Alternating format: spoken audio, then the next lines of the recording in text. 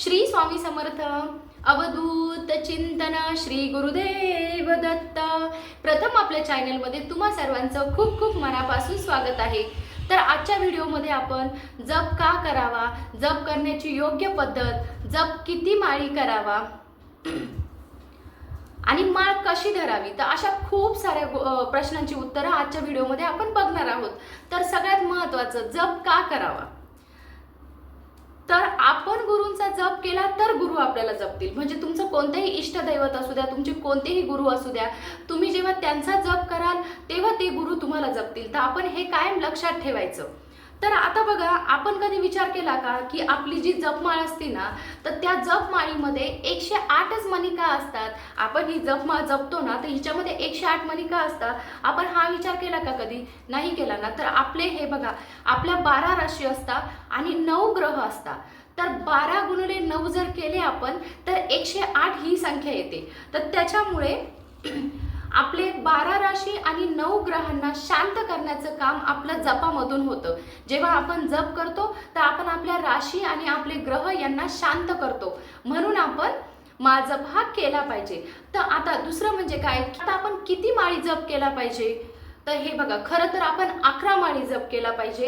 पण आज कसं असतं की खूप जणांना वेळ नसतो.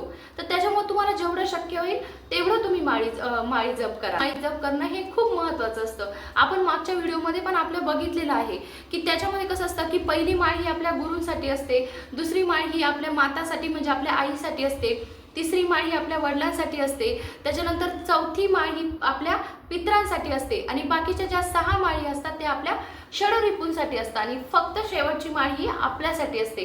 म्हणून 11 माळी जप करणं हे खूप महत्त्वाचं आहे.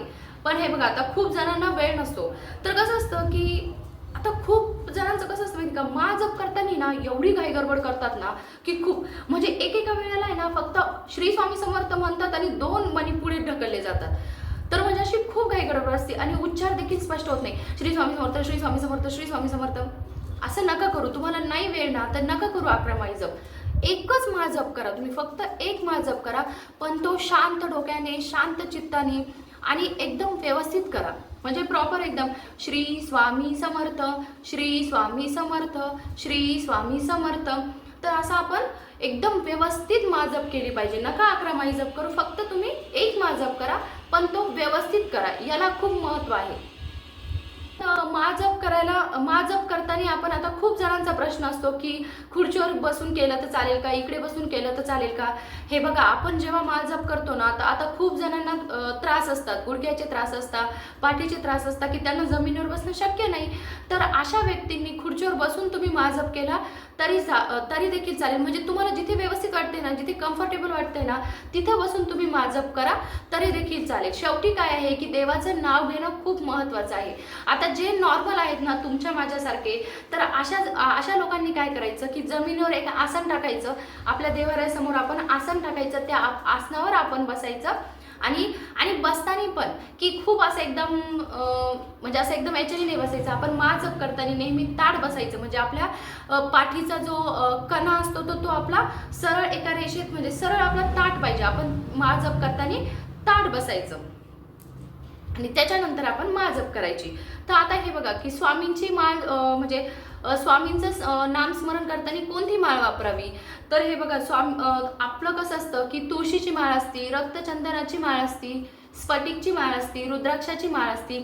तर तुम्ही स्वामींचा जप हा रक्तचंदनाच्या माळीवर, रुद्राक्षाच्या माळीवर, त्याच्यानंतर तुळशीच्या माळीवर तुम्ही ह्या माळींवर आपण स्वामींचा जप हा करू शकतो. तर आता आपण जेव्हा जप करतो ना, तर आता आपण जपमाळ ही कशी धरायची हे पण खूप महत्त्वाचं आहे. आता खूप जण काय करतात की आपली माळ ही खूप वरती धरतील, खूप अशी डायरेक्ट खाली धरतील. तर हे खूप चुकीचं आहे. आपण जेव्हा जप करत असतो ना, तर आपली जपमाळ ही नेहमी आपल्या नाकाच्या खाली पाहिजे आणि आपली जपमाळ ही आपल्या पोटाच्या खालच्या भागाला लागता कामा नये किंवा आपली जपमाळ ही जमिनीवर पण अजिबात टेकायला नको. तर त्याच्यामुळे आपण जपमाळ धरताना आपण व्यवस्थित जपमाळ धरायची.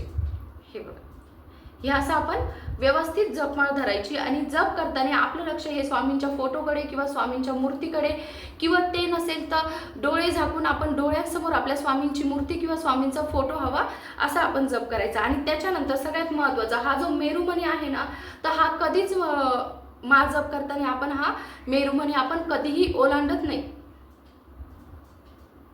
अशी आपण काय करतो, माळ ही आपण अशी फिरवून घेतो. आणि दुसरी गोष्ट म्हणजे आपण जेव्हा माळ जप करतो ना, तर आपण ती मृगमुद्रेने करतो. म्हणजे हे जे 2 बोटं आहेत ना, हे 2 बोटं हे आपण कधीही जप माळेला लावत नाही. हे बघा, हे करंगई शेजारचं बोट आणि अंगठा, तर हे आपण असं एकमेकांना लावतो. ही जी माळ आहे ना, ही माळ आपण ह्या बोटामध्ये टाकतो. हे बघा, हे असं. आणि त्याच्यानंतर हे जे मधलं बोट आहे ना, त्याने आपण एक एक मणी हा असा पुढे सरकवतो. तर असं जप आपण अशा पद्धतीने करतो. हे बघा, हे बघा, ते असं. हे 2 बोटं आपण कधीच आपण आपल्या जप माळेला हे 2 बोटं आपण लागू देत नाही. तर अशा प्रकारे आपण माळ आपण अशा प्रकारे पकडतो.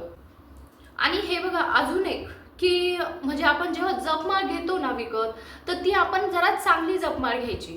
का बरं, की एकदम 2-4 महिन्यामध्येच तुमची म्हणजे जपमाळीमधले मणी फुटले तुटले असं नको व्हायला. की जेव्हा आपण आपल्या जपमाळीवर जप करायला सुरुवात करतो ना, तेव्हा आपली माळ ही सिद्ध व्हायला लागते. त्या माळेमध्ये ताकद निर्माण व्हायला सुरुवात होते. तर त्याच्यामुळे आपण जपमाळ आधीच व्यवस्थित जपमाळ विकत घ्यायची आणि आपण आपली जपमाळ कोणालाही द्यायची नाही. म्हणजे एका घरात जरी 3 व्यक्ती जरी जप करत असेल ना, तर प्रत्येकाची माळ ही सेपरेट असायला हवी. आपली जपमाळ आपण कोणालाही द्यायची नाही, हे लक्षात ठेवायचं. आणि हे बघा, म्हणजे आता आपण जेव्हा जप करत असतो ना, तर एक पिशवी पण मिळते, त्याला गोमुख म्हणतात. म्हणजे आपण त्या पिशवीमध्ये आपण आपली माळ टाकून आपण जप करू शकतो.